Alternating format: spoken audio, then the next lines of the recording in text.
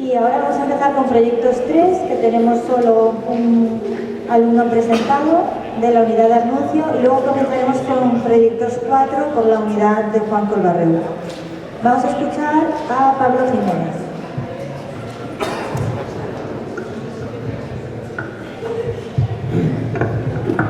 Bueno, pues todo esto ha sido un juego.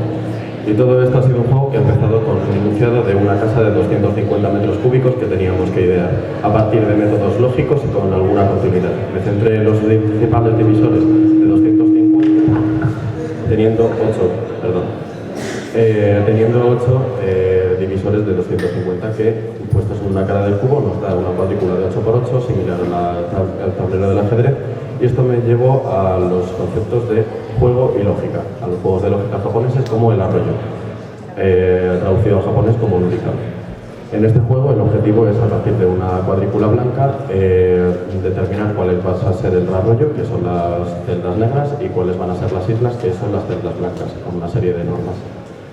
Este juego lo vamos a utilizar para hacer una urbanización en el solar del Vicente Calderón, en el cual la primera parte del proyecto fue Drupal y nos inspiramos en el proyecto Lego de Big.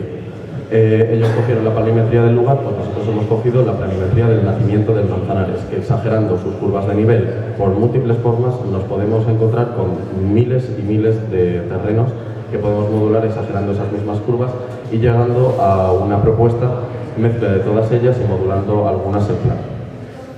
Las sábanas que no habíamos utilizado yo las utilicé para crear espacios que pudiesen ser recorridos, hasta que me llegó una malla a la que pude modular y poniendo encima las torres de la anterior propuesta.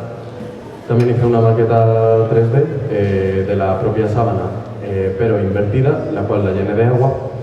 Y trazando su perímetro y diferentes recorridos por sus protuberancias podría partir el espacio para que el río Manzanares pudiese ir entre esas islas, haciendo como un arroyo entre islas a gran escala. Sacando planos de ese 3D, que bueno, en la realidad sería impracticable, también me centré en la Torre Willis para las torres, que modulando, teniendo un núcleo central, pues podía llegar a tener unas torres que mediante la sustracción tendrían esa forma, y mediante la superposición de planos creé un espacio que llenaba absolutamente toda la parcela, creando pues una convivencia entre los espacios públicos, privados y de trabajo, que también tiene que ver con el juego, porque a gran escala sería un arroyo que va recorriendo islas. Y gracias.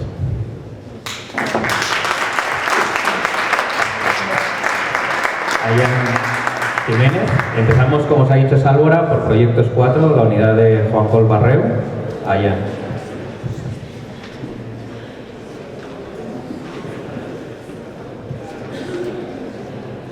Vale. En el primer proyecto planteo la reconversión de un lugar en el casco histórico madrileño mediante la inserción de un sistema de plataformas y escaleras móviles que buscan la creación de un recorrido vertical. Bueno, el segundo proyecto es un centro de estudios e investigación a ciudad universitaria. La disposición de esta, dividida por la A6 y por su entorno geográfico, impide el funcionamiento de ella como una unidad coherente. Mi propuesta plantea introducir sobre este tejido urbano un edificio puente que actúa a su vez como elemento conector y edificio público. Este edificio tiene dos recorridos, uno interior para los meses más fríos y otro exterior ajardinado para los meses del verano.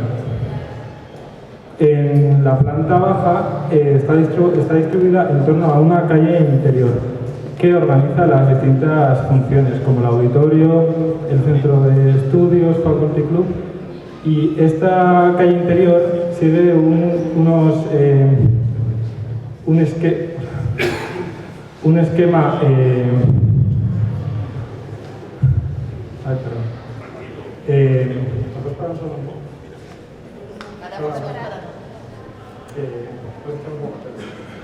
no sé si es muy ortodoxo.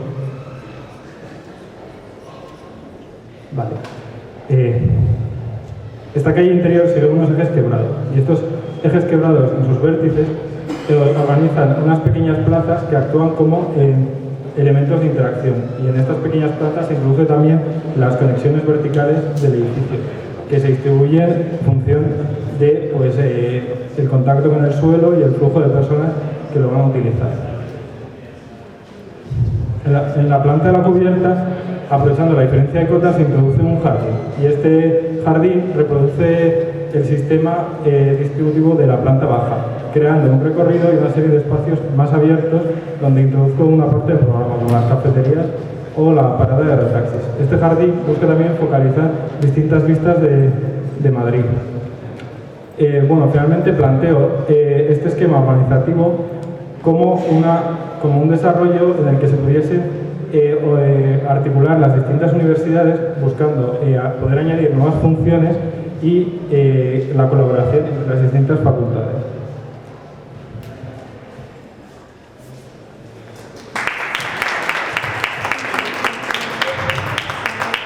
José Zacarías López.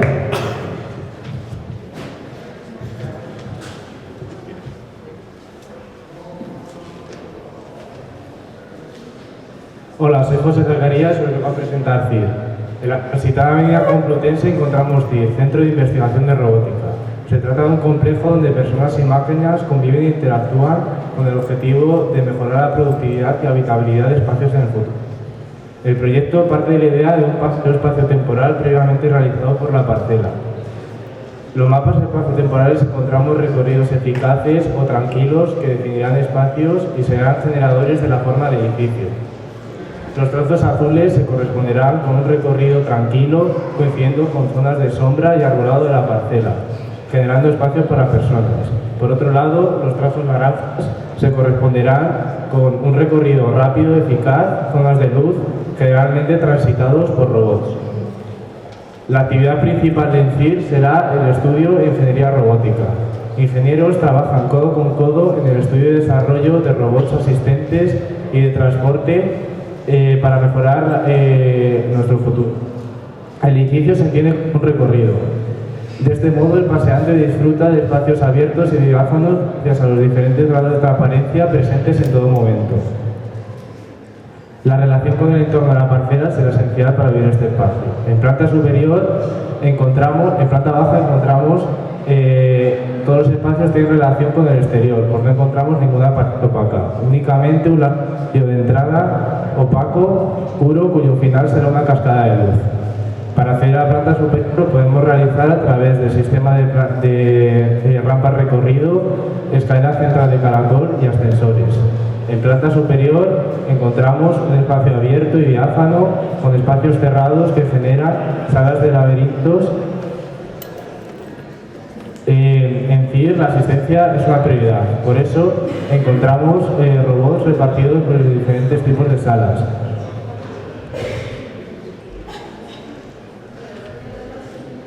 Por último, encontramos la guardería de drones, espacio de recarga y recogida de pedidos online y correo. Este espacio abierto permite la salida cómoda y entrada de nuestras palomas mensajeras del futuro. CIR, vive el recorrido. Gracias. José María. ¿Tú, Marcos?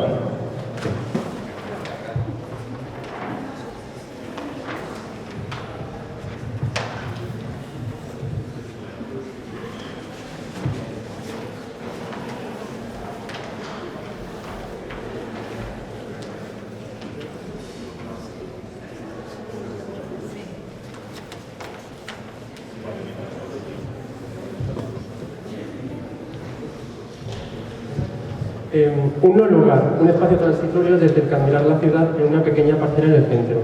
Tras analizar el skyline de los Austrias, mi propuesta derivó en un gran interés por la naturaleza, tomando como ejemplo los acantilados de los Alpes irlandeses.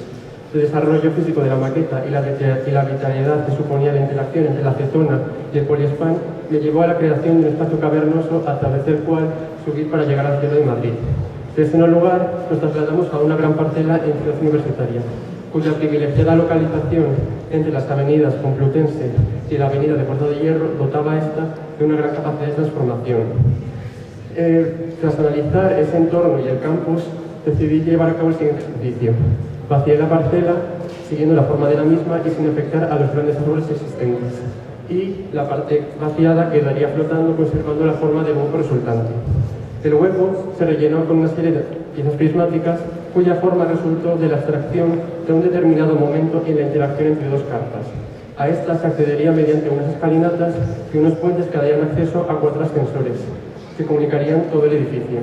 Estructuralmente, esta se solucionaría mediante un sistema de cercas metálicas y unos grandes pilares que crearían un bosque estructural que bajaría para todo el conjunto y que al mismo tiempo soportaría las plataformas de aterrizaje de drones. En estas encontraríamos espacios de relación e interacción social, así como una gran sala de maquetas robotizada y un gran auditorio con posibilidad de adaptación y transformación para cualquier tipo de eventos. En la pieza superior encontramos la guardería de drones, la cafetería comedor y los espacios de estudio y trabajo que quedarían divididos mediante un sistema de mampares y montículos que permiten cierta privacidad y al mismo tiempo conectividad espacial en toda la planta. La cubierta queda transformada en un bosque donde aterrizarían los aerotaxis y que permitiría convertirse en un nuevo punto de relación visual entre la ciudad y el individuo. Para conseguir una experiencia más personal, se plantea un complejo sistema de doble fachada, uno de estructura metálica y otra de tirantes en tensión, en donde cuelgan jardineras y enredaderas que al mismo tiempo entre estas las diferentes instalaciones como las tuberías que almacenan el agua reciclada de la cubierta, junto con los pilares estructurales, lo que da al conjunto un aspecto más térreo y brutalista. Citando a Rembrandt, elige solo una maestra, la naturaleza.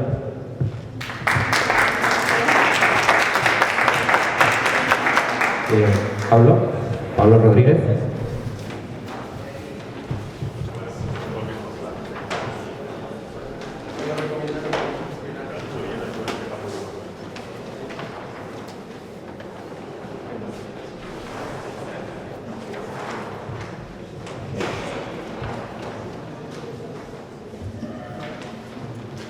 Para comenzar el curso se nos propuso un ejercicio corto en su duración. Debíamos trabajar sobre una pequeña parcela de 25 metros cuadrados en la calle Imperial, muy cerca de la Plaza Mayor. Tras pasear por las calles del centro, uno se da cuenta de la poca vida que hay en lugares tan liberadores y evocadores como son los balcones y las ventanas. Mi proyecto nace con la idea de recuperar el sentido de estos espacios limítrofes entre la exposición social exterior y la privacidad interior. La importancia no recaerá tan solo en los huecos, sino que también gracias a la celosía suspendida de madera, nunca podrás siempre estar relacionado con el exterior. El segundo ejercicio sería el diseño de un centro de investigación en la ciudad universitaria de Madrid. Una ciudad universitaria diseñada casi como la conocemos hasta ahora en la primera mitad del siglo XX, con una arquitectura estática que se repite en la mayoría de facultades, como son medicina, filología, filosofía, agrónomos, etc. Frente al hermetismo de todas estas facultades, propongo un contrapunto en el corazón de Ciudad Universitaria, junto a la Rotonda Cisneros, con un espacio luminoso, lleno de intersecciones, que anima al conocimiento como única herramienta hacia un futuro lleno de luz. Como si de una gran célula se tratase, los espacios van surgiendo con usos determinados y límites claros, pero a su vez relacionados y condicionados con todos los espacios de alrededor. El conjunto se orienta a 3 patios sensoriales, patios que también son concebidos como núcleos de comunicación desde donde moverse de un punto del centro a otro. Cosiendo toda esta variedad de espacios, propongo 2 topografías, una inferior, que será el suelo, y otra superior, que será la cáscara, con la intención y con la idea de crear una visión multidisciplinar y unificada de todo el conjunto. Además, esta variación de alturas también nos proporcionará unas características que se irán ajustando dependiendo del sitio, con lugares más altos, cerca de los límites con el exterior para absorber más luz, lugares más bajos en zonas de estudio y de trabajo, o lugares donde la capa, la cáscara superior, llegará incluso a tocar el suelo, en lugares como el salón de actos o el taller de maquetas. Por último, los 3 patios sensoriales se encuentran 1,2 metros bajo el nivel de la calle, con la intención de crear una pendiente de manera que el trabajador siempre esté relacionado con el exterior.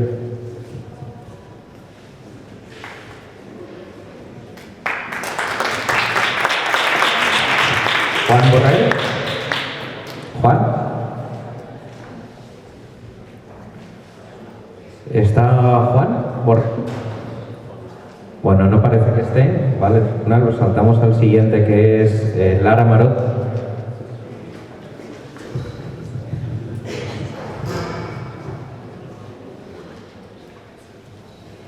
Todo empieza en el centro de Madrid, en la calle Imperial 14, donde se plantea la construcción de una escalera.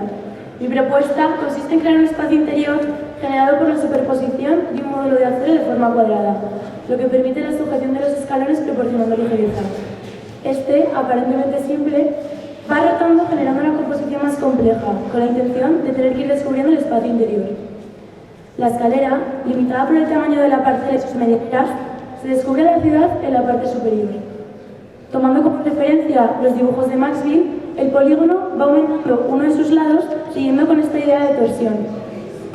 En el proyecto se puede ver una contraposición entre el cerramiento al exterior que se da durante todo el recorrido vertical de la escalera y la apertura a la ciudad de Madrid en la parte superior, donde se crea un graderío aumentando el tamaño de los escalones que funciona como un escaparate hacia la ciudad de Madrid.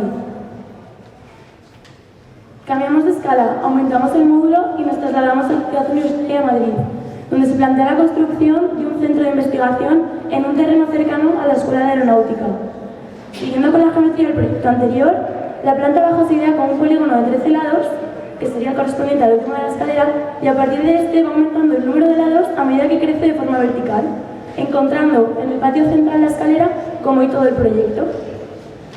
Este consta de 8 plataformas, 4 de ellas bajo rasante, con una entrada principal en la quinta destinada a los estudiantes que se genera por las trincheras existentes del terreno. Encontramos espacios a doble y triple altura y un programa destinado a zonas de trabajo, de asesoría y de reunión, además de talleres, zonas de descanso, una cocina, un comedor y un club para el centro.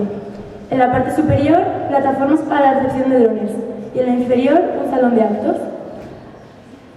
Como estructura principal, se presentan 4 pantallas en el patio que absorben los esfuerzos.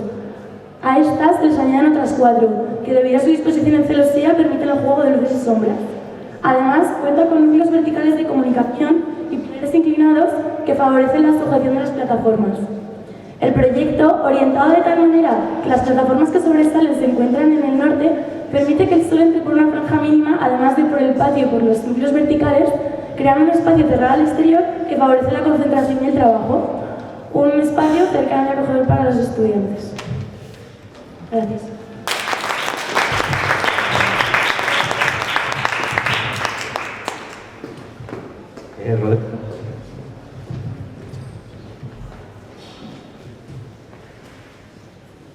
Color, sensaciones, emoción, ritmo, arquitectura y evolución. Estos son los conceptos claves que he utilizado para el desarrollo de 2 proyectos en la ciudad de Madrid. El primer proyecto consiste en la construcción de una escalera en la calle Imperial 14, junto a la Plaza Mayor. La propuesta trata de crear un recorrido sensorial de la ciudad a partir de una escalera que se compone de estructura modular, generando una sala hipóstica con un patio central en su interior, añadiendo a ella plataformas a diferentes alturas que condicionan la mirada de la ciudad. Toda esta estructura se envuelve mediante una piedra triangulada limitada por medianeras que evoca la vitrificación de una columna de humo. Estas plataformas dirigen y condicionan la mirada de la ciudad debido a su ubicación y su color, generando en el espectador todas las sensaciones de Madrid. Al llegar al punto más alto podremos contemplar una vista panorámica. Al terminar la visita podremos haber disfrutado de la ilusión óptica de Madrid. El segundo proyecto consiste en el desarrollo de un centro de investigación, aquí, en Ciudad Universitaria. Este trata de poner en valor tanto la actividad profesional como la convivencia y las relaciones comunes a todos los usuarios de la zona. Se ubica en un terreno con desnivel junto a la Escuela de Aeronáutica. Se propone la introducción de un centro tecnológico distribuido en 3 franjas horizontales y una vertical. Las primeras se diluyen entre el arbolado de la zona, mientras que el elemento vertical destinado a las comunicaciones aéreas se convierte en un hito redibujando la escalera de Ciudad Universitaria con sus casi 35 metros de altura. Se incluye la escalera del proyecto anterior, añadiendo a ella, con su módulo y la misma teoría de crecimiento, se distribuyen 5 piezas organizadas en torno a un patio central que aumenta su volumen conforme aumenta la altura, gracias a la geometría transitada de los pilares. Encontramos un volumen destinado a la recepción y áreas de descanso. A continuación, otro destinado al faculty club, además de la administración y secretaría del centro. Además, contamos con una aceleradora de proyectos y en la planta inferior una cocina y cafetería robotizada. En los siguientes volúmenes vamos a encontrar la biblioteca y depósito de libros y salas de trabajo y taller de maquetas. Todo ello se completa con la torre, las comunicaciones y el auditorio bajo tierra. cuyas geometrías están determinadas por la vitrificación cristalina. El conjunto de edificios va a contar con 3 entradas, una a cada planta del conjunto, y una entrada adicional hacia el patio central. La idea estructural de la solución es un equilibrio entre una estructura muy racional de los volúmenes simples, generada por el ritmo de los pilares de la serie híposta desarrollada a partir de un crecimiento fractal, mientras que las comunicaciones vitrificadas, patios, lucenarios y la torre mantienen una estructura más compleja e irracional. El INCENTE trata de ser un edificio del futuro, promoviendo la interacción entre personas, naturaleza y tecnología.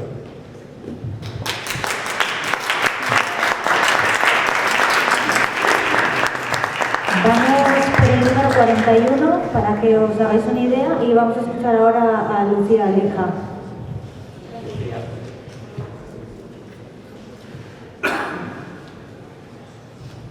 Ecosistema de investigación. Título atractivo y fértil. Comienzo siguiendo los pasos de una palabra con los mismos adjetivos. Membranas. Pieles misteriosas adaptadas a su uso y función en la naturaleza. Pieles que, como la piel en vez de una hoja, se distinguen tanto por lo que sucede en ellas como por lo que sucede entre ellas.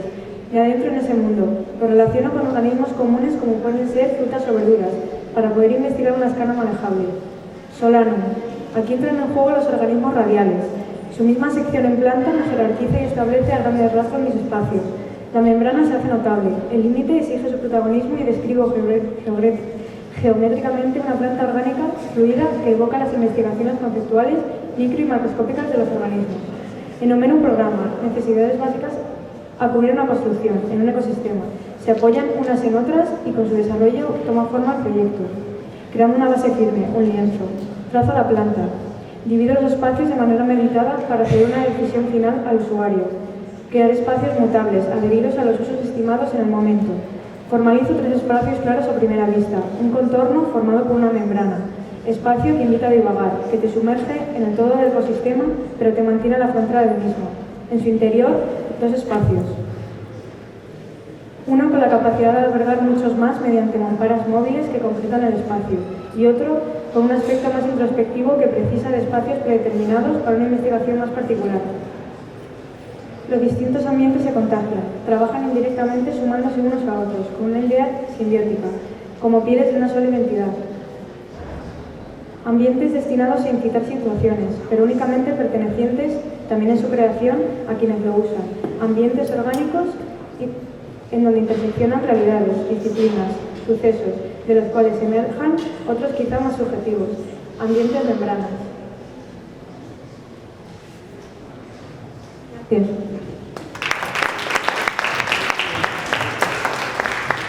Bueno, ahora va a escuchar a Juan Pablo Gómez, que ya se había comprado un billete de avión cuando le propusieron la matrícula, bueno, entonces nos ha dejado un vídeo con sonido para la presentación, ¿vale? Al principio, y por parejas, nuestra misión fue meternos de una escalera. Nuestro trabajo consiste entonces en una serie de vídeos y fotografías que hablaban de movimiento, de dinamismo, de luz, de geometría. Pero después tuvimos que hacer nuestra propia escalera. Una vez conseguimos la forma, buscamos recursos para hacer la maqueta. La única manera que encontramos de materializar nuestra idea fue mediante secciones horizontales cortadas a láser. Pero como sabíamos de 400 piezas, teníamos que optimizar tiempo y materiales, así que encontré una herramienta para disponer piezas en planchas de corte de la manera óptima. A pesar de que con esta maqueta no obtuvimos el resultado esperado, no solo conseguimos un germen interesante para quizás futuros proyectos, sino un software con posibilidades infinitas. Tras el juego de la escalera, me enfrenté ya de manera individual a la parcela que nos habían asignado para proyectar un ecosistema de investigación.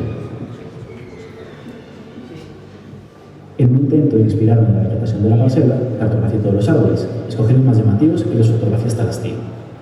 Jugando con las formas de sus ramas, vectoricé los espacios que quedaban entre ellas. Los escalé, roté, perfilé, transformé. Empecé a experimentar con la herramienta de optimización y tras muchos modelos creados con distintos programas y dispositivos, me decidí a personalizar el programa que nos habían dado y a implementarlo a estas formas.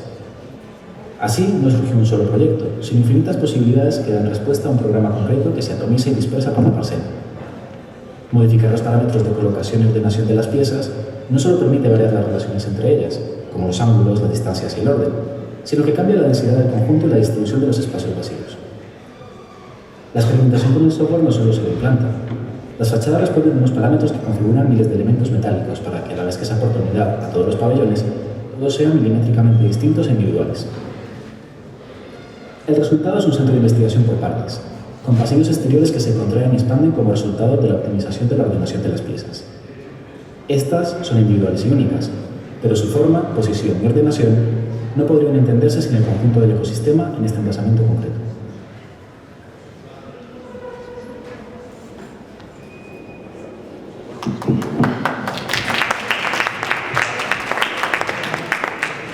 Diego Guerrero.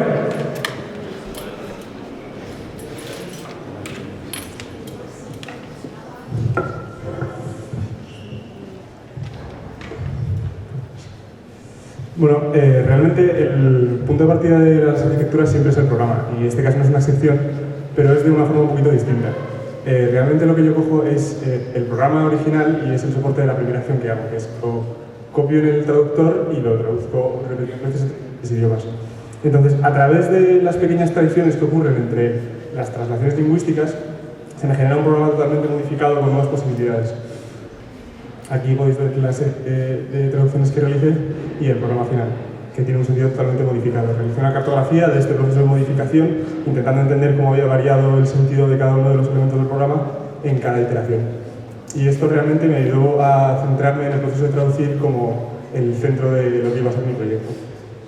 Lo que hice también fue traducir directamente lo que es un programa escrito en elementos arquitectónicos, a través de herramientas que pueden parecer un poco profanas, como son la búsqueda de imágenes de Google, produciendo una serie de collages y plantas escaladas para ajustarse al tamaño que se me requería el programa, y eso, una planta collage que es mi respuesta final a este problema que nos habían planteado.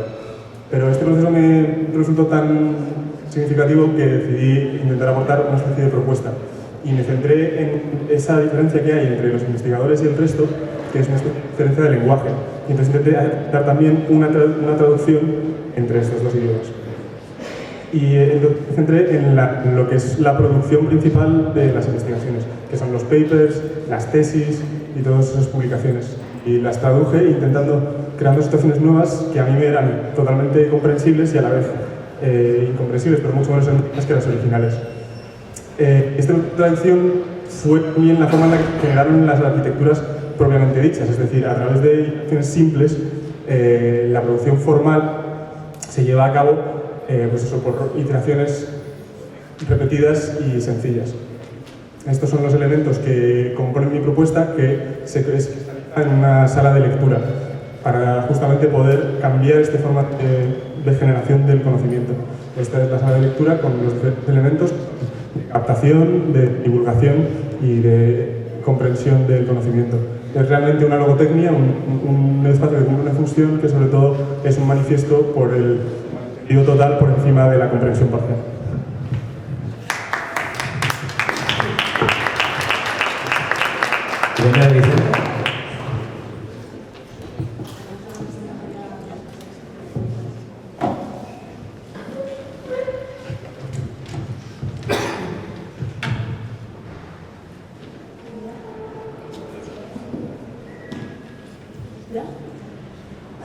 Hoy quiero hacer memoria de uno de los episodios más trágicos de la historia española que ha quedado en el olvido. Esto de lo que hablo son los combates de la Guerra Civil en Ciudad Universitaria.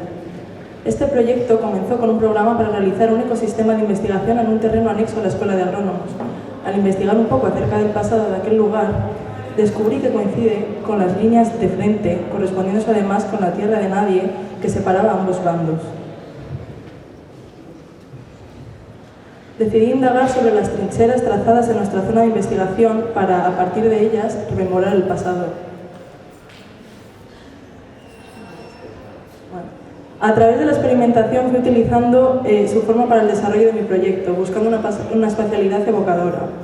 En la propuesta final, las líneas de las trincheras se manifiestan en el exterior mediante líneas sinuosas de pavimento y unos espacios situados bajo tierra con una iluminación cenital sugerente donde se desarrolla el programa.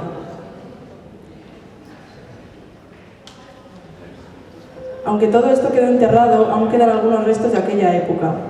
En aquellos vestigios he encontrado material de metralla, impactos de bala en edificios y además, muy cerca del terreno, existe un cráter de grandes dimensiones producido por la voladura de una mina. Al aproximarse a él, uno se puede dar cuenta de la magnitud de aquella contienda. El núcleo principal del proyecto está conformado por un ecosistema de investigación dedicado al estudio y tratado de sucesos históricos. Desde este núcleo parten unas galerías que proporcionan unos espacios expositivos que aprovechan la forma de los pozos de tirador. Estos espacios conducen finalmente al cráter de la mina, concluyendo el paseo en una huella tangible de aquel enfrentamiento bélico. Todo esto queda recopilado en un material físico que consta de 6 cuadernos pequeños separados por temas junto a un cuaderno de mayor tamaño con una indagación más profunda y una maqueta.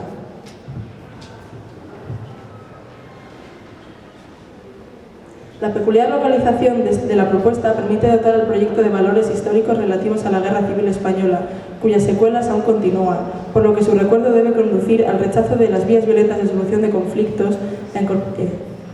La incorporación al proyecto de referencias a las trincheras de ambos bandos permite la generación de espacios evocadores de singular iluminación que a su vez confieren valores de reconciliación y tolerancia.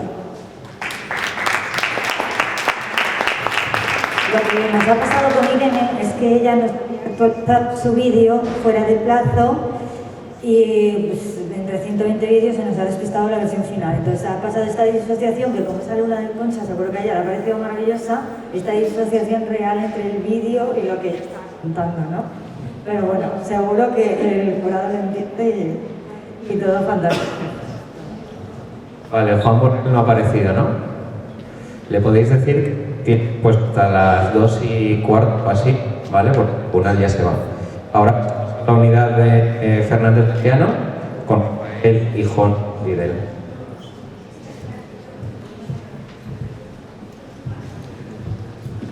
A lo largo del cuatrimestre hemos estado trabajando en la ciudad de Teruel. Comenzamos haciendo un estudio cartográfico de la ciudad, entendiendo que, a pesar de la fuerte despoblación y la poca densidad de la provincia, el centro histórico de la ciudad tiene una gran densidad. Se plantean 2 proyectos en el ala noreste de la ciudad, ambos relacionados con la España vacía. Se detectan una serie de elementos históricos con los que se van a vaciar los solares. De esta manera se mantiene la condición densa de la ciudad de Intramuros, pero se genera una serie de espacios que van a ser configuradores de los 2 proyectos. El primer proyecto es un conjunto de 24 viviendas para investigadores de la España vacía. Se sitúa frente a la Plaza de la Lombardera, junto a la muralla y colindante a la ampliación del Museo Provincial de Teruel, proyectado por Luis Martínez Santamaría. Teniendo en cuenta el entorno, se realizan una serie de cortes según alineaciones de la ciudad tradicional, entendida desde el análisis cartográfico inicial. Tras hacer este vaciado, en planta se crean 5 diferentes masas que se van a configurar según el espacio vacío entre ellas. En sección, estas masas se van a ajustar a las alturas de la ciudad. Estos elementos se van a presentar masivos y ciegos ante los límites de la parcela, siendo perforados únicamente por motivos inspirados en el característico de la ciudad, el mudéjar. El segundo proyecto, situado al otro lado de la Plaza de la Lombardera, es una fundación que contiene salas de exposiciones y un auditorio. Para este segundo proyecto se entiende la necesidad de vaciar un solar, así como fragmentarlo para generar espacio público y adoptar la escala de la ciudad. Además, se suma la necesidad de salvar un fuerte desnivel de casi 15 metros y conectar la entrada a la ciudad por la Torre del Agua y la Plaza de la Lombardera. Se crea una grieta de la misma manera que el primer proyecto. Esta grieta va a ser la comunicación interior y exterior del edificio. El conjunto se plantea como una serie permeable de espacios públicos aterrazados, ¿no?, que se ajustan a la escala de la ciudad. Los espacios interiores van a adoptar este mismo lenguaje y consta de una sala de exposiciones que serpentea, salvando el desnivel y jugando con las distintas alturas que se van generando en cubierta, manteniendo la muralla como elemento continuo y vertebrador. La sala de exposiciones y el auditorio se organiza entre la grieta central y la cuesta del Alcañiz, siguiendo el mismo lenguaje del proyecto y ajustándose a las alturas colindantes. Con esto termina nuestra intervención en Teruel. Muchas gracias. Vale, creo que ha llegado Juan Borrell. Sí, ven por aquí. Entonces vamos a poner Juan Borrell y un intermedio para el tribunal. ¿Vale? Bueno, siento no haber estado a tiempo antes. Un saludo. Soy Juan Borrell. He venido aquí a hablaros de proyectos sobre un centro de investigación en Ciudad Universitaria. Todo se centra a partir de la creación de unos volúmenes estudiando la luz en el lugar. La arquitectura colindante me es bastante rompedora, está muy marcada, por lo tanto intento crear un envolvente que me genere una luz de reflectante desde el exterior, mientras que podemos mirar desde el interior hacia afuera. En el centro de investigación hay varias actividades, las cuales yo diferencio en dos mundos. Estos dos mundos los separo entre lo enterrado y lo elevado. Se van escalonando el espectro de la luz, debido a que es un centro de trabajo y considero que la luz natural es una de las cosas más fundamentales para la realización del mismo. Adoptamos esas asignaciones teniendo en cuenta la luz que hay desde el invierno hasta el verano, intentando adquirir las inclinaciones según esto. Así hacemos el edificio más eficiente y con mayor luz. De la misma manera, el edificio en sí se gira en torno al centro, creando una media elipse para aprovechar la luz todo el día en toda la estancia, maximizando así la mejor luz posible para cada una de las instalaciones. Se basa en terrazas y plataformas que se van escalonando en el terreno y en las que se apoyan unos volúmenes donde se realizarán las diversas actividades. Nada está atado al suelo, todo es totalmente cambiante debido a que como centro de investigación y desarrollo tecnológico también queremos que cualquier nueva tecnología o nuevo desarrollo se pueda reincorporar en nuestro edificio y así maximizar la productividad. En este centro se intenta que el discurso, el recorrido que realicen los que en él trabajen o estudien sea contraintuitivo.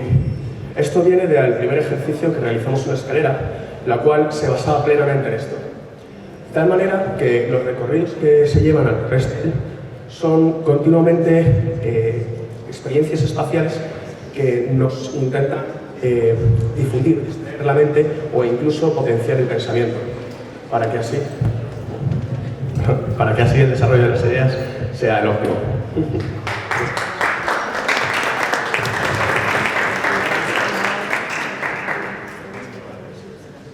Vamos a cambiar el micro, no sé si va a funcionar, y ahora durante 10 minutos.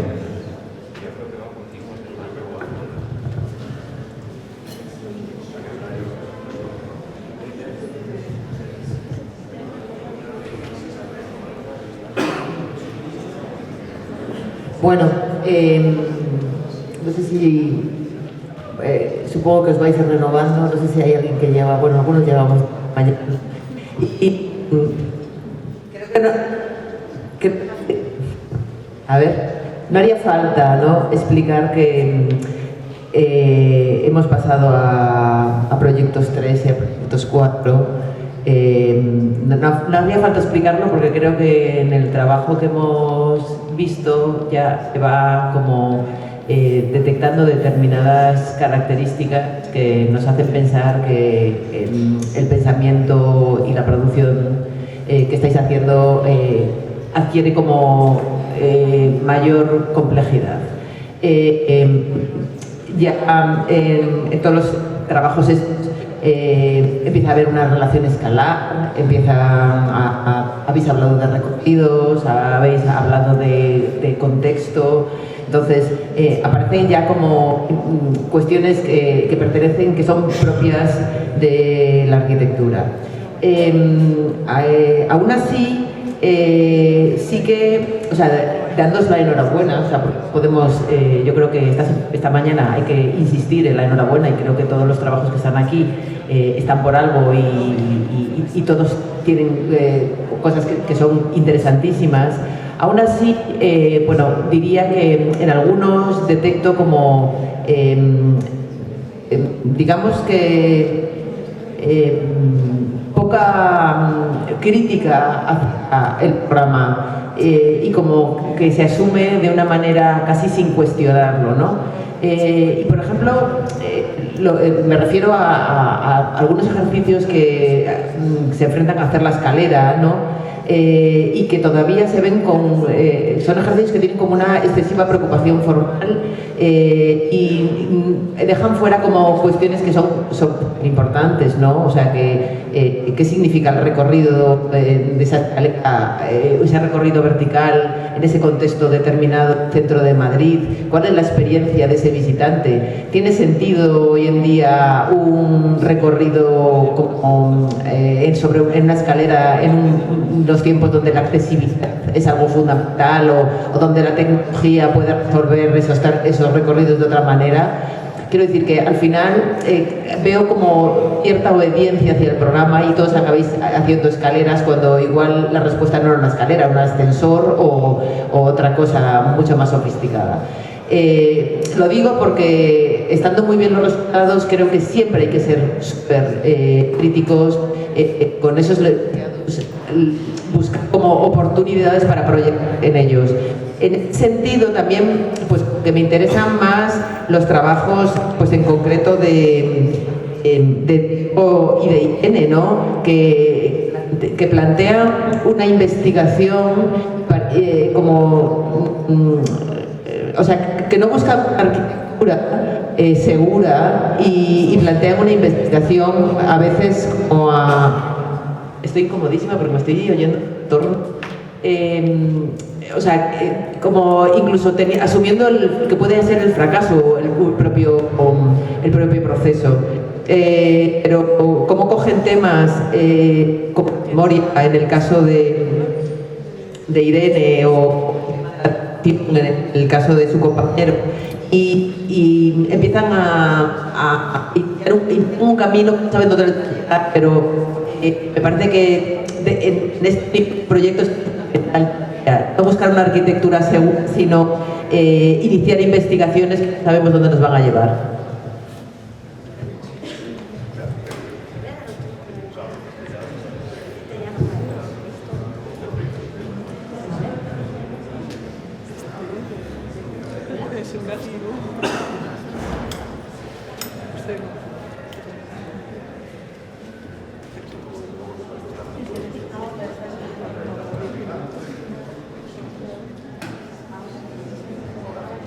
¿Hola? Sí. Ahora. Vamos a ver si nos entendemos. Bueno, es cierto que en este bloque hemos visto una producción más reflexiva en el que el número de condicionantes aplicados al proyecto es mucho mayor y esto supone que la complejidad de desarrollo de los proyectos pues, es mayor. También nos ha llevado quizás a que en algunos momentos nos olvidamos de casi la espontaneidad o la sorpresa que hemos visto en ejercicios anteriores y que desde aquí reclamo, ¿no? Pero es fundamental que al final el curso de proyectos es entendido como una carrera de diferentes fases en las que en cada una aprendemos unas cualidades diferentes, ¿no? Que luego al final sabremos destilar y sabremos convertir en nuestra forma de entender y de hacer arquitectura. En este bloque creo que ha habido como ejemplos un poco polarizados, quizás ha habido algunos ejemplos, algunos ejercicios, unos proyectos que han sido como más aislados, más ejercicios estructurales o de sistema, en los que quizás el contexto ha sido menos tenido en cuenta, el contexto entendido no solo como el contexto más próximo, ¿no? Que ha habido como ejercicios como casi de corte de cirujano, en la que el contexto más próximo ha definido el proyecto, pero yo reclamaría aquí también una consideración de otras escalas contextuales, unas escalas que ya en estos niveles tienen que empezar a ser percibidas, porque cuando nos infiltramos en una ciudad estamos hablando de su historia, estamos hablando de la ciudad con unas dinámicas urbanas a nivel más global, estamos hablando de unos ciudadanos que no han sido nombrados, de una serie de parámetros o condicionantes que quizás he echado de menos y que hace que nuestra propuesta no sea un ejercicio quizás solo disciplinar, sino solo estructural o formal en algunos casos, sino que se convierta en una respuesta relevante para ese solar en particular o ese lugar.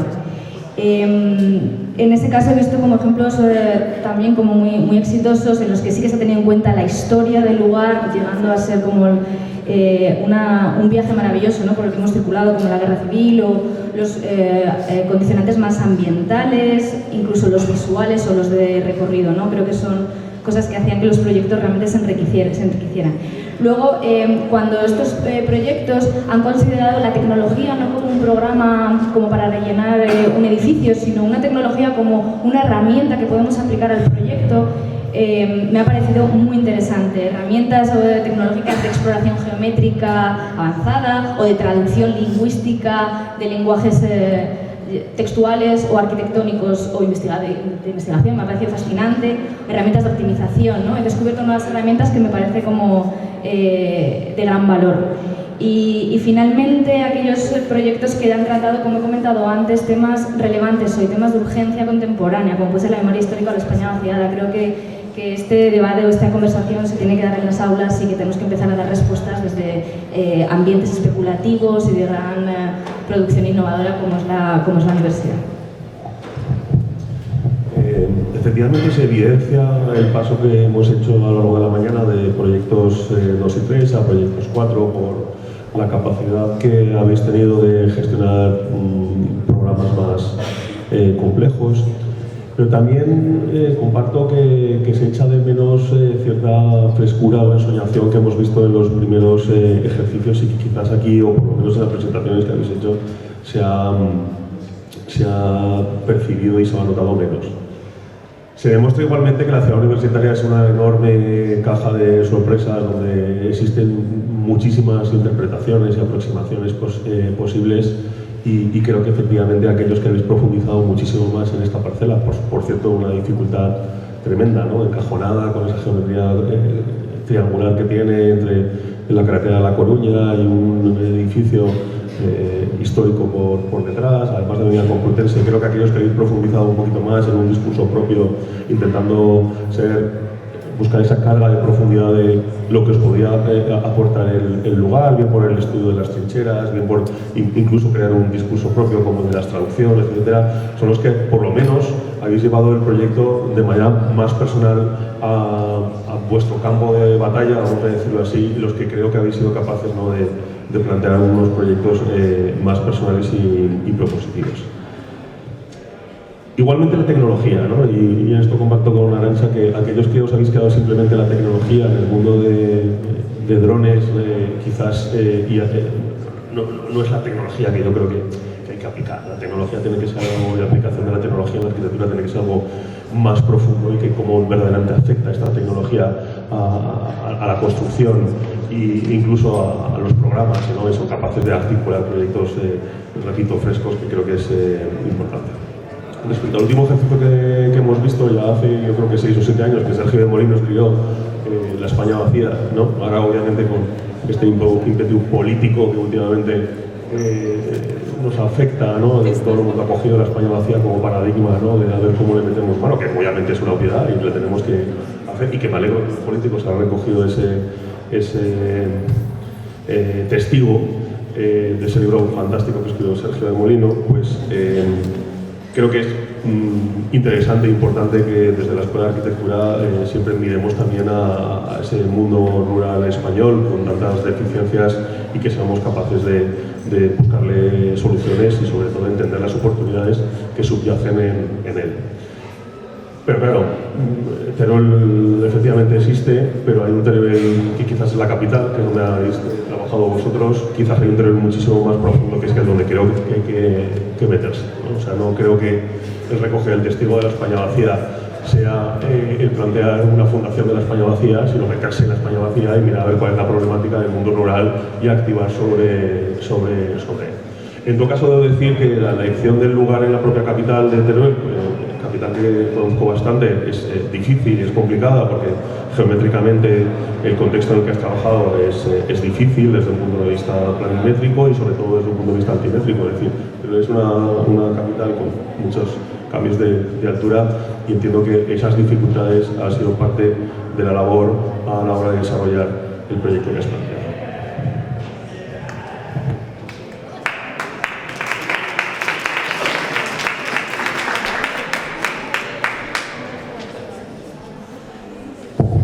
Bueno, la verdad es que vamos súper bien de tiempo este año. Nos vamos a meter en las 9 últimas presentaciones, vamos por el número 49 y veremos las unidades de Maroto, Morell y Ribot. Le vamos a dar paso de la unidad de Maroto a Cristina Jiménez, que nos va a contar su proyecto. Se nos propone como acercamiento al curso el estudio de proyectos en el que las formas estructurales sean esencial. Con este objetivo baso mi estudio en la gran muralla de bambú de Kengokuma, donde el bambú, siendo el material local, se radicaliza empleándolo tanto estructuralmente como arquitectónicamente para la separación de los espacios interiores y exteriores. Para el proyecto a desarrollar se nos plantea un museo en Islandia donde, debido a la gran actividad volcánica y geológica, el interés reside en el entorno. Entre los puntos singulares destaca el gran cono volcánico de Toba Negra, que se alza dominando el paisaje al borde del lago.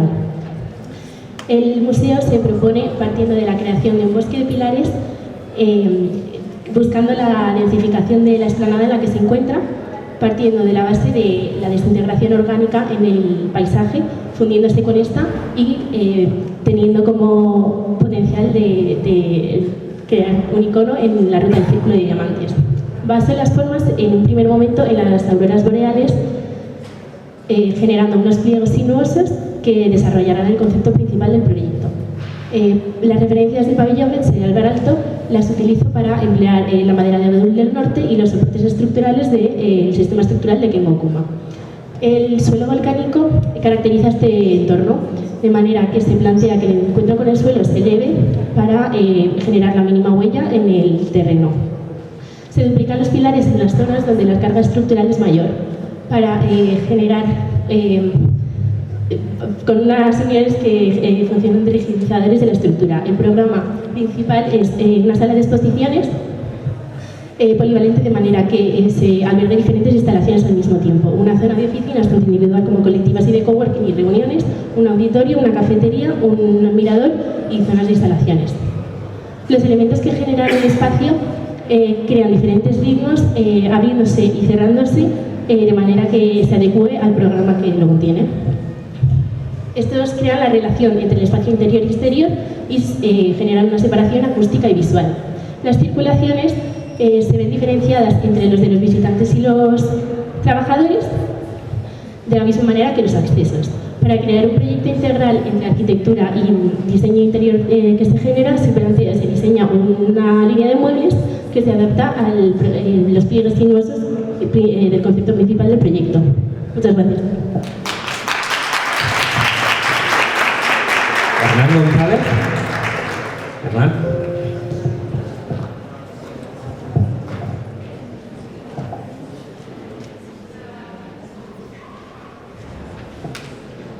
Buscamos la esencia de la manera de habitar del hombre o la naturaleza.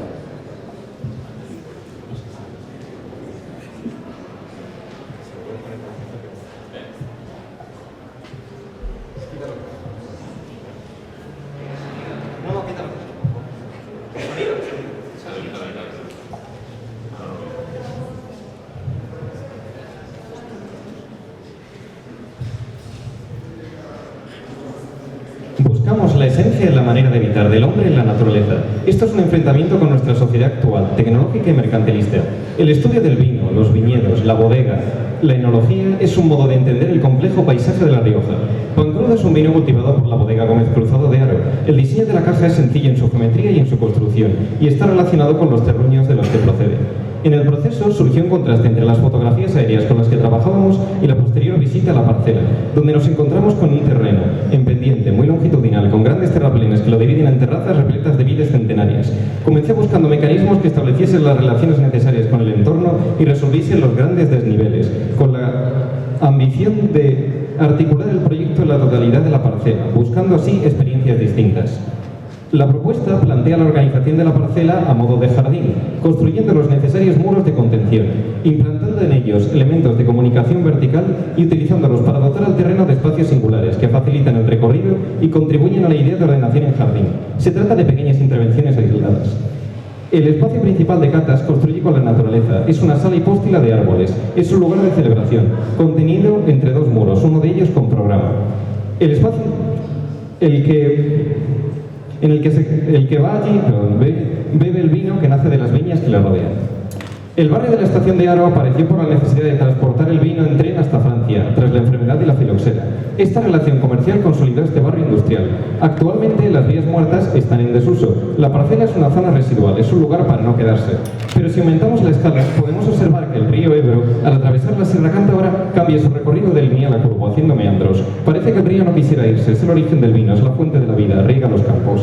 El primer hotel enológico de Haro fomenta la idea de vivir despacio, de disfrutar del presente, de esperar a que el vino fermente, envejezca, madure. Comencé buscando formas para combinar la bodega y el hotel, utilizando distintas materialidades e investigando sobre las bodegas. Finalmente la solución es pragmática, potenciando la idea de remanso. Propongo un recinto cerrado en el que se entra para perderse dentro de sus espacios. La bodega, de hormigón, está enterrada. Crece con sus 3 espacios principales de doble altura, relacionándose a través de patios con el hotel, que se encuentra en la planta superior, de una altura, y pertenece al cerramiento metálico, una gran cubierta con lucernarios. Las habitaciones están relacionadas con los procesos del vino. El spa está en la planta de la bodega, aparece como un lugar de encuentro íntimo.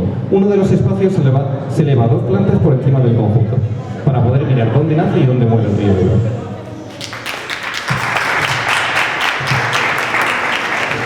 Carmen Povedano.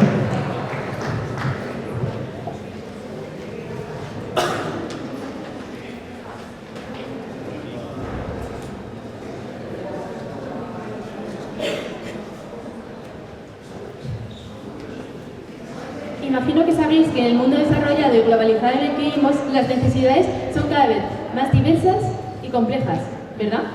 Esto supone un gran reto para la arquitectura contemporánea, ya que los recursos del planeta en términos de materia prima y espacios edificables son, por el contrario, cada vez más limitados. Como solución a este problema, yo propongo, primero, el diálogo, el entendimiento y la coexistencia entre los diferentes materiales y espacios. Con esta filosofía se han desarrollado 2 proyectos de arquitectura en la industria riojana del vino. Primero, un espacio de catas sutilmente integrado en unos viñedos centenarios y luego una bodega anexa a un hotel turístico. Hoy nos centraremos en este último proyecto. El gran reto que debía lograr este último proyecto era la sincronía que demanda un espacio de dinamismo como es una bodega y el entorno de tranquilidad y deleite que requiere un hotel turístico. El proyecto parece una gran losa flotante que se posa sobre el terreno, al que se podrá acceder tanto desde la subida como por la bajada de la calle. Es así como se facilita la integración del proyecto con el entorno, de la que la población había quedado aislado. En el interior de la cubierta encontramos el hotel. Sus habitaciones se ubican en el perímetro interior, con un gran patio central, en el que se genera un entorno de sosiego aislado de la producción vinícola y permitiendo así su convivencia. En la parte inferior de la cubierta encontramos la bodega. Esta bodega tendrá una serie de lucernarios que permitirán en la entrada de la luz y la correcta ventilación, generando así unas condiciones específicas para crear un vino de calidad. El espacio entre el hotel y la bodega queda reservado para el restaurante enológico, para el espacio de catas y las recepciones. Son todas zonas vidriadas que permiten observar la entrada de la uva y la correcta salida de la botella de vino. Es así como se logra el diálogo entre lo turístico y lo industrial. Además, esta idea se ve reforzada por la separación de usos por niveles y que permite que no haya interferencia entre empleados y clientes. Por último, en busca de la sostenibilidad, el proyecto utiliza materiales locales, como son los grandes bloques de piedra que se utilizan en las bodegas de alrededor. Además, el proyecto va a utilizar también las vías preexistentes del terreno. Estas vías preexistentes del terreno facilitarán la comunicación y el acercamiento de las mercancías a las bodegas y permitirán así que las mercancías bajen a la bodega. En resumen, el proyecto logra el diálogo, el entendimiento y la coexistencia armónica entre lo preexistente y lo nuevo, entre lo industrial y lo turístico y sobre todo entre lo artístico, lo funcional y lo realmente sostenible. Muchas gracias por su tiempo.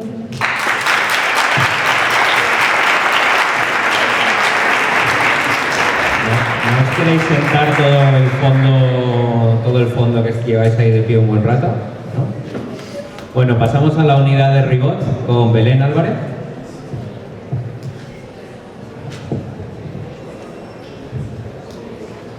El proyecto comienza en Prima, Lima. Así comienza investigando sobre la problemática de los servicios en la ciudad, que no es más que el resultado de una mala gestión del gobierno. Y mi intención es generar que el nuevo Previ sea un arma social y política que se oponga al sistema y genere un nuevo estilo de vida. Para ello se proponen dos tipologías, una más comunitaria y otra individualista. La vivienda comunal se organiza en torno a dos núcleos, que son programas más públicos, la cocina y el trabajo. En torno a ellos aparece un espacio transitorio, híbrido entre el ocio y la circulación. Y mediante unos patios que explotan en el espacio, se consigue aislar en el perímetro unas bandas dormitorio que pretenden ser un todo continuo y unificar posteriormente el conjunto residencial.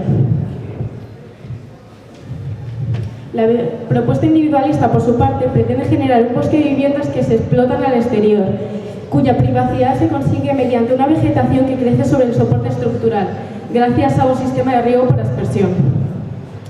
Ambas propuestas lo que plantean es la idea de disolver los límites entre lo público y lo privado, lo de fuera y lo de dentro, sirviéndose del ámbito vegetal y circulatorio para crear situaciones ambiguas e híbridas. Esto permite la superposición de tipologías, lo que consigue la aparición de nuevos espacios, incluso una tercera categoría más mixta, que profundiza en la idea de gradación del espacio a través de la luz y de la privacidad. Este era el primer paso para la creación de ciudad.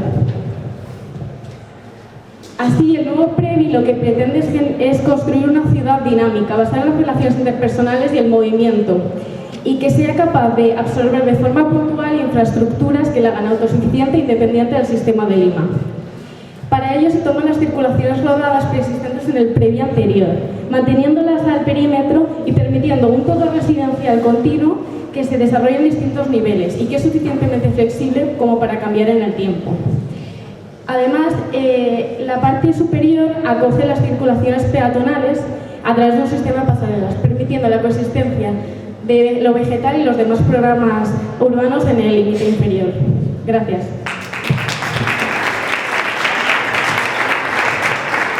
Manuel Merino. Previ fue un proyecto de vivienda experimental desarrollado en Lima en los años 60. Realizamos una primera fase de curso donde estudiamos sus distintas propuestas, estudiando cómo una vivienda es capaz de descomponerse en partes mínimas, cómo esta vivienda puede agruparse con otras y cómo las agrupaciones resultantes podrían incluso generar estructuras más complejas. Buscamos complejidad por repetición y cómo un sistema arquitectónico puede manifestarse en distintas escalas. Para ello planteamos dos modelos de vivienda, uno individual y otro comunitario. El modelo individual busca la idea de combinar la idea de casa-patio con una tipología en altura. Para ello usamos una disposición espástica que alternará espacios para vivienda con espacios ajardinados. Esta disposición irá rotando según se suba de planta, generando así una espiral vegetal a lo largo de todo el edificio. Por otro lado, la estructura se plantea que sea metálica colgada para liberar al máximo el espacio del suelo. La vivienda comunitaria parte de la proxémica, disciplina que estudia el uso del espacio personal y cómo éste condiciona nuestra forma de relacionarnos con las personas. Los espacios se diseñan, por tanto, pensando en el tipo de interacción que se dará en ellos. La parte alta comprimirá al máximo el espacio buscando relaciones íntimas y personales. Por otro lado, la planta baja busca un espacio mucho más abierto favoreciendo relaciones grupales. Existe un tercer modelo resultante de la hibridación de los dos casos anteriores. La torre se incrustará en el elemento pasarela, que contendrá las comunicaciones verticales horizontales y los núcleos húmedos. El conjunto buscará la máxima eficiencia energética. La torre se plantea como una fachada de doble piel que reducirá la incidencia del sol. Por otro lado, su disposición en espiral fomentará flujos de ventilación que recorren toda la torre y todas las viviendas. La parte baja se plantea con una cubierta en modo invernadero que reducirá la incidencia del sol y controlará la ventilación. Pasamos a la escala de la ciudad. Se añaden programas como cultivos, espacios para el ocio, para la industria o para el almacenaje. Partiendo de elementos sencillos que son capaces de combinarse y repetirse, se forma un sistema cada vez más complejo, capaz de densificarse o de esponjarse, capaz de crear ciudad y sociedad.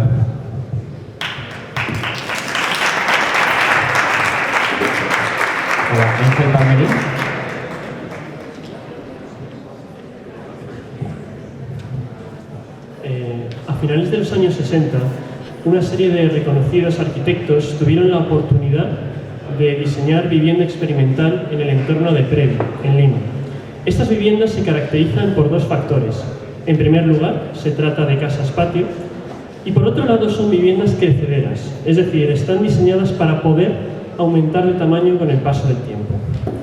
Asumiendo el espíritu de Previ, se plantea un proyecto en el que, además de la temporalidad y la relación exterior e interior, se incluya otro aspecto, la producción industrial. A lo largo del curso se busca un sistema que nos permita crecer indefinidamente y construir ciudad. El valor de la producción se asume a través de una mirada al futuro, en el que la industria coloniza los espacios urbanos de tal manera que los programas sociales se combinan con la propia producción industrial. Se trata, por tanto, de diseñar la casa como una fábrica y la fábrica como un hogar. El modelo de vivienda colectivo surge a partir de las naves industriales de grandes luces sostenidas por cerchas. Una serie de plataformas cuelgan a distintas alturas y tienen un contacto visual directo con el nivel inferior destinado a la producción industrial. Por otro lado, tenemos el modelo de vivienda individual, que asume otro modelo industrial, la fábrica vertical. En este caso, esas plataformas que antes colonizaban el espacio, sostenidas por las cerchas, ahora se apoyan sobre la propia estructura y genera esas viviendas individuales. Sin embargo, el proyecto más interesante resulta de la combinación de ambos modelos. Las cerchas sostienen las plataformas para crear espacios visualmente o aparentemente continuos, con jardines a distintas alturas. Por otro lado, las torres de vivienda se apoyan sobre la superficie elevándose y permitiendo la entrada de luz, de tal manera que se iluminen los espacios colectivos inferiores. La vegetación es un elemento fundamental en el proyecto y surge en tres niveles distintos, manteniendo esa idea de la casa-patio en relación con la naturaleza. A lo largo del curso he pretendido buscar un sistema de crecimiento infinito y que pueda densificarse, de tal modo que se consigue el tejido que vertebra las ciudades industriales del futuro. Muchas gracias.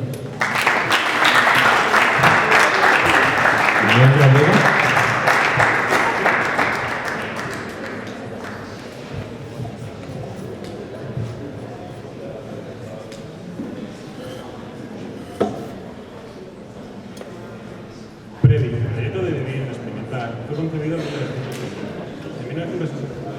en 1965. El presidente de Perú, debido al flujo que había de migración a la ciudad y a las autoconstrucciones en los barrios informales de Lima, establece este tipo de proyecto, en el cual las premisas basadas en este proyecto serán la modulación, la sistematización, la tipificación, la flexibilidad y el crecimiento progresivo. Estas son las mismas premisas que he tomado yo en mi propuesta, en la cual he creado una unidad expansiva de la ciudad a través de una malla ortogonal de 6x6, confeccionada por píxeles de 50x50, en la cual obtengo al final un megapíxel confeccionado por otros píxeles sistemáticamente. El primer píxel daría la solución a una hábitat colectiva, en la cual albergaríamos a 100 personas. Confeccionada a través de los patios, los cuales caracterizan las diferentes estancias y permiten la iluminación y ventilación de todas las estancias. Esto otorga al sistema la posibilidad de crecer sin la necesidad de salvaguardar los retranqueos entre los diferentes volúmenes. Además, la planta cubierta sería un espacio de ocio destinado para los individuos del módulo. El segundo píxel daría respuesta a la necesidad de 100 hábitats individuales. A través de la planta inferior accederíamos a los núcleos de comunicaciones, la cual nos llevaría directamente a la tercera planta, en la cual nos encontraríamos una red de corredores, los cuales nos llevarían a las diferentes células, que se desarrollan en doble altura tanto en el nivel superior como en el nivel inferior, permitiéndonos una transición ascendente y descendente desde un espacio público a un espacio más íntimo. El megapíxel, como juego sistemático de los dos píxeles mencionados anteriormente, daría cobijo a 3.100 personas en una extensión de 9 hectáreas, proporcionando una cantidad de espacios públicos y privados organizados en diferentes estratos. Los dos estratos inferiores serían una gran macla de dichos espacios que proporcionarían la posibilidad al sistema de considerarse vías públicas en la posibilidad de que la ciudad fuese extendiéndose.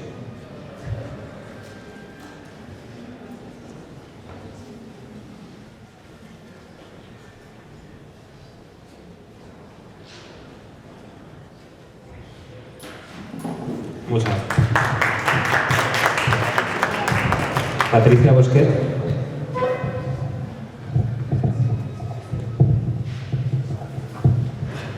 Le pli, el pliegue. Por un lado, podemos definirlo desde una faceta más literal, que sería el pliegue físico, el cual podemos encontrar en arrugas como la tela o la piel. Por otro lado, tenemos el pliegue compositivo, el cual es una asociación de componentes con el fin de generar un espacio. Por ejemplo, en el feto, el cual se pliega para generar los elementos del cuerpo. Esto, el pliegue compositivo, es uno de los pilares fundamentales de mi proyecto y, bueno, ya lo planteaba Deleuze en sus días. Nos situamos en la Río Fresno, Madrid, y tras un estudio del entorno, la dirección del viento, el ruido, etc., establecemos una distribución la cual plantea una sustitución del paisaje de la ciudad contemporánea.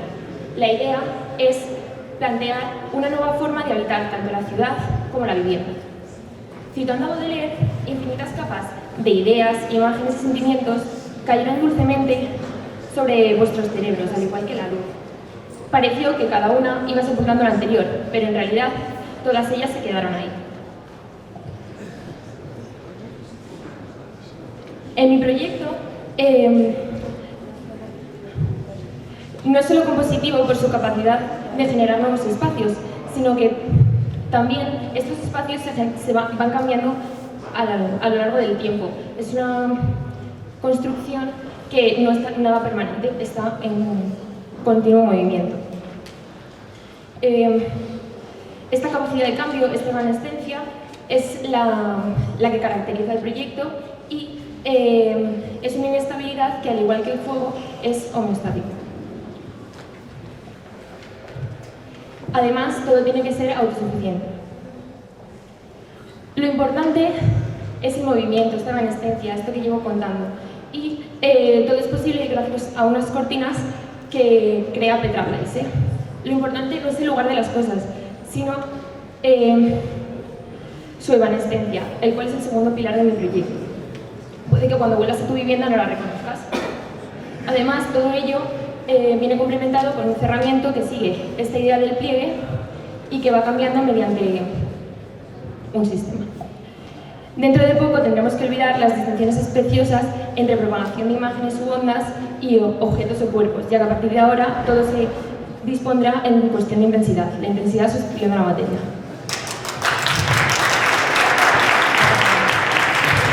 Sara Gutiérrez.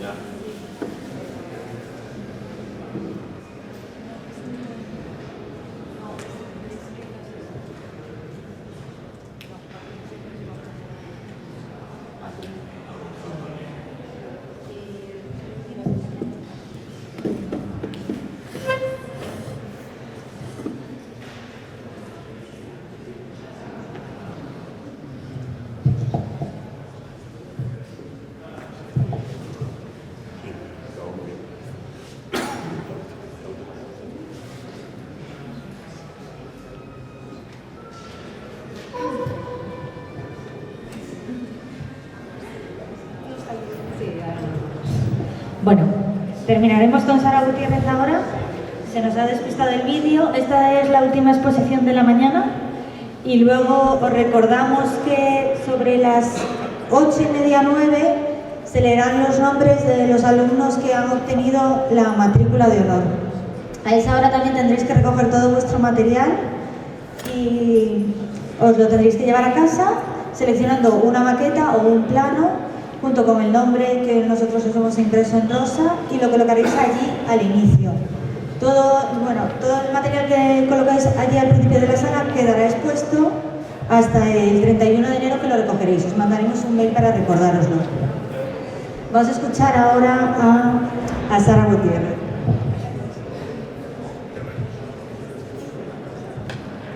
Bien, Transparency es un proyecto en el que el usuario se vuelve transparente. No se puede habitar esta vivienda sin convertirse en una persona cristalina.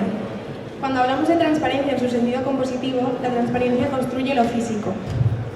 nace de la idea de la organización de un espacio en sentido vertical, disponiendo las plantas a diferentes alturas, estableciendo una relación entre las funciones a diferente cota. Esto nos recuerda a la idea que tiene Son Fujimoto de vivir en un árbol a la hora de diseñar la casa NA. Además cuenta con una malla tridimensional autoportante que hace de cerramiento. Nos encontramos en el barrio madrileño de Arroyo Fresno, al norte de Madrid. Se han realizado numerosos estudios a partir de los cuales se han llevado a cabo diferentes cambios como la elevación del terreno y la colocación de vegetación en el punto donde tiene relación las vías del tren y la M40, creando una barrera contra el ruido que provocan. Además, se crea una relación con el pardo de tal manera que se proyectan las viviendas en relación con la mirada. Como hace Dan Graham en sus obras, es necesario colocarse en un determinado punto para que el espacio cobre sentido. Para ello le facilitamos creando marcos que hacen de mirilla para establecer facilidad entre la relación individuo-paisaje, como hace Gordon Mataglia con sus Building Cuts. Esto ya lo han hecho Nancy Holt con Views to a Sandview o otros artistas como Marcel Duchamp con el Tandoors. La transparencia nos referimos al sentido compositivo. Como establece Colin Rowe en su obra Transparency, la transparencia es algo inherente a la sustancia y también inherente a la organización. De esta manera se crean dos posibles definiciones, la transparencia real y la transparencia aparente. Resulta inevitable hablar de Junya Ishigami, arquitecta japonesa que crea espacios como el Instituto Tecnológico de Kanagawa, en el que la transparencia se convierte en luz a pesar de que no haya objetos delante. La separación entre planitud real y planitud aparente y planitud representada tiene como objetivo crear una relación tridimensional entre ambas, de espacio tridimensional entre ambas. Esto nos hace pensar en una escenografía en la que en el espectador se crea una incertidumbre de conocer qué hay detrás. Como dice Rowe, sin necesidad de romper los planos a través de la mirada. Gracias. Vale, como os ha contado Sálvora, ahora el tribunal va a hacer la última intervención. Se termina las explicaciones de P1 a P4 y volveremos a empezar a las 3:30 hasta la lectura de notas, ¿vale? Que será sobre las 8, 8:30.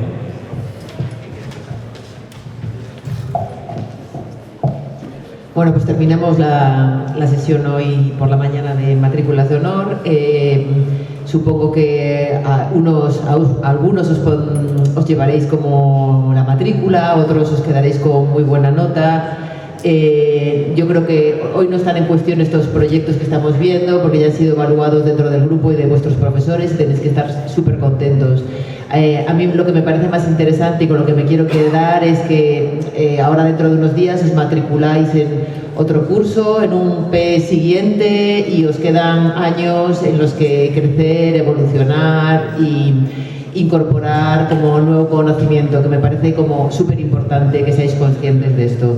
Viendo estos proyectos estaba, no sé, me acordaba de una frase, hace escasamente un mes, José María Torres Nadal, catedrático de la Universidad de Alicante, presentaba un libro sobre las prácticas y experiencias docentes en aquella universidad y él reconocía una cosa que a mí me parecía muy importante. Él dice en su libro, nací moderno y me convertí en ecologizante. A mí esto me parece fundamental porque vosotros ya habéis nacido ecologizantes, pero la mayoría de los profesores que estamos aquí en la escuela nacimos modernos y todos hemos cambiado, el mundo ha cambiado, el mundo está cambiando y es necesario, absolutamente necesario que como arquitectos y desde la arquitectura asumamos esos cambios. No estamos para representar la realidad, estamos para construir nuevas realidades. Me parece súper importante. No estamos para representar la realidad que ya conocemos, estamos para construir la responsabilidad de las próximas realidades sociales, van a ser vuestras.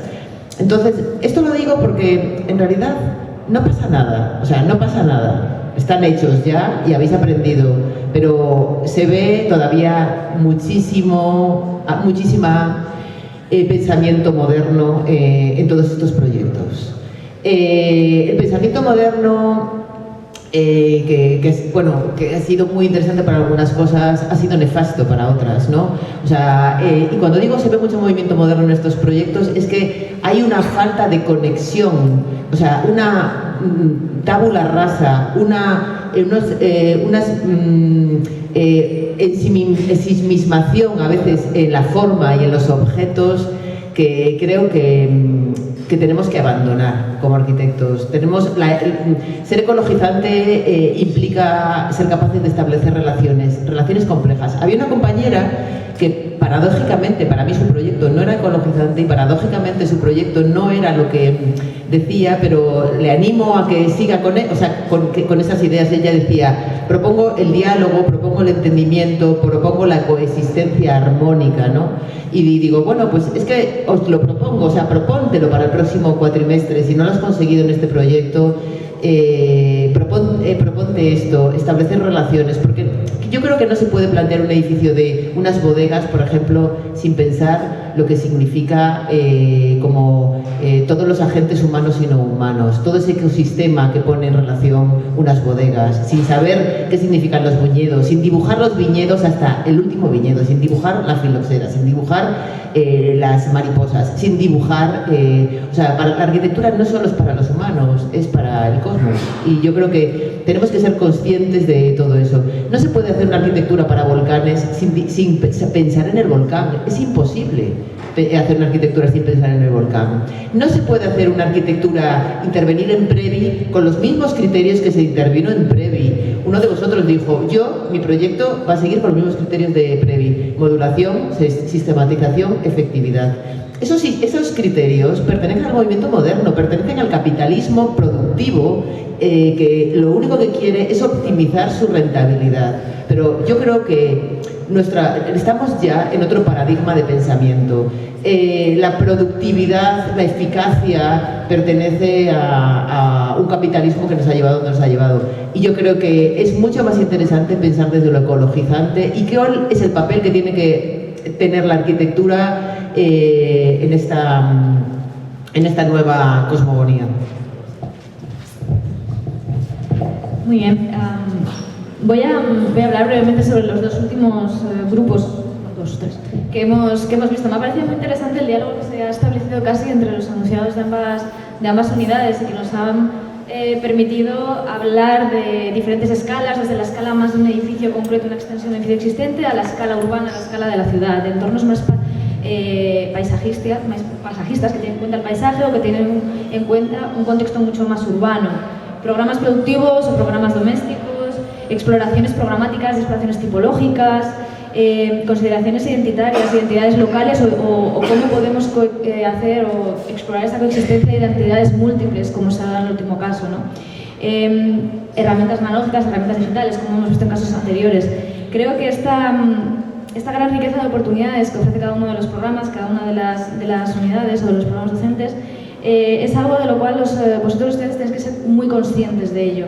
¿Por qué? Pues porque así vais a poder complementar vuestras habilidades, complementar vuestro desarrollo y siempre sumar múltiples aproximaciones, sumar múltiples procesos creativos o herramientas y dejar que también la escuela os sorprenda a vosotros, porque sois vosotros quienes tenéis que definir vuestra hoja de ruta, quienes tenéis que empezar a definir qué tipo de arquitecto queréis ser. Y lo bueno es que la escuela incluye esta multiplicidad, ¿no?, de perfiles y cada uno de vosotros podrá encontrar vuestro propio camino.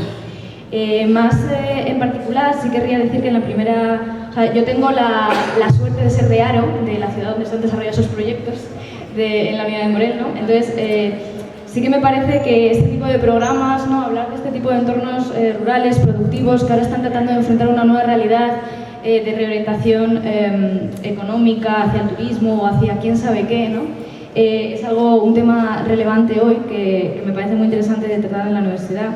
Creo que las aproximaciones han carecido de cierta sensibilidad hacia la escala paisajista más precisa del entorno y hacia esa identidad local. Una identidad local que es muy singular y que no he visto reflejada como en un momento con elementos como guardaviñas, calados. No sé, podemos haber hablado de los vinos finos de Aro, haber usado términos como muy específicos, porque cuando hablamos de proyectos tan concretos, como una extensión de un edificio existente en lugar tan definido, lo que podemos aportar es esas múltiples interpretaciones de cómo una arquitectura productiva es definida en términos de temperatura, de humedad, de corrientes de aire. Eso genera nuevas arquitecturas y eso puede ser interpretado de múltiples formas, pero no hemos hablado de ello en ningún momento. Bueno, también creo que el tiempo es una cuestión fundamental, ¿no? En este tipo de arquitecturas. Hablar de crecimiento, de envejecimiento, han sido temas que quizás he echado de menos en esta conversación. Sí que en el segundo bloque hemos de repente cambiado de escala totalmente. Me parece que es una escala como muy compleja, y que los ejercicios que me han parecido más interesantes son aquellos que han sabido abordar desde esta escala urbana hasta el espacio doméstico, hablando en los mismos términos, hablando con el mismo nivel de complejidad, por así decirlo. Y también, evidentemente, aquellos ejercicios que han revisitado esos proyectos dados, esos proyectos de otra época, con una mirada contemporánea, y que han aportado esas emergencias, urgencias o intereses contemporáneos a la reapropiación del proyecto, cosa que creo que es fundamental, esa capacidad crítica. Todos vosotros se os dan unos enunciados, pero tenéis que tener esa capacidad de autocrítica y de reflexión propia ya de este tipo de niveles, que creo que al final enriquecen las respuestas finales. Enhorabuena de todos por todas estas cosas. Bueno, me toca a mí en este caso finalizar estos comentarios, y lo haré de manera general, intentando abarcar varias de las cuestiones que hemos visto a lo largo de la mañana. Lo primero que me reafirmo es que es un gusto pertenecer a este tribunal, porque si te llaman para un tribunal en la Escuela de Arquitectura, pues qué mejor que sea el de matrículas de honor. Que por supuesto son los ejercicios mejor valorados en cada una de las unidades docentes, independientemente de que luego sean ratificados con la matrícula o no. Y que además nos demuestra que el termómetro de esta escuela es latente, y que hay mucho bueno hecho, pero que también nos tiene que poner ante la capacidad crítica de entender que hay mucho por hacer. Desde el punto de vista de la ideación, claramente los proyectos en general, ¿no?, plantean temas de compromiso y de enseñación que pueden estar bien. Quizás ha sido descendente a medida que hemos visto la mañana, ¿no?, esa condición de ensoñación de los proyectos, o por lo menos desde mi punto de vista. También ha quedado palpable una de las grandes ventajas que tiene la Escuela de Arquitectura, y es que cada una de las unidades docentes tiene unos métodos y unas maneras muy personales, que es lo que nos enriquece. Y es en lo que realmente vosotros tenéis que centrar, y a la medida que vais pasando por esas unidades docentes, entendido como un enorme poliedro de muchas caras, y así me gusta ver a mí en la Escuela de Arquitectura, pues hay distintas aproximaciones y distintas perspectivas a las distintas problemáticas de los distintos proyectos o arquitecturas, y sois de los que tenéis que aprender. Ahora bien, comparto en que tenéis que ir creando una mentalidad propia, comprometida y reivindicativa, y quizás en ciertos proyectos no se ve como tal. Es decir, la carga de profundidad que debe aplicar un alumno en cuanto le ponen un temario o un ejercicio tiene que ser muy profunda, es decir, de un estudio muy riguroso de aquello que le han planteado y no quedarse en lo superficial, porque si no, no va a ser capaz de generar, ¿no?, un discurso propio, pero también porque si no, no va a ser capaz de plantear un discurso propositivo, comprometido y sobre todo reivindicativo, ¿no? Y yo os animo, sobre todo a vosotros, que aún os queda la mitad de la carrera por trazar, vamos a decirlo así, el que cada vez os vais haciendo más mayores y que verdaderamente se note vuestra personalidad propia en vuestros ejercicios. En todo caso, ha sido un gustazo pertenecer a este tribunal y compartir con vosotros estos ejercicios. Y repito, independientemente de que os llevéis o no os llevéis las matrículas, enhorabuena a todos, porque el esfuerzo ha merecido la pena. Efectivamente, volveremos a las 3:30 con los proyectos de P5 a P8. Enhorabuena a todos.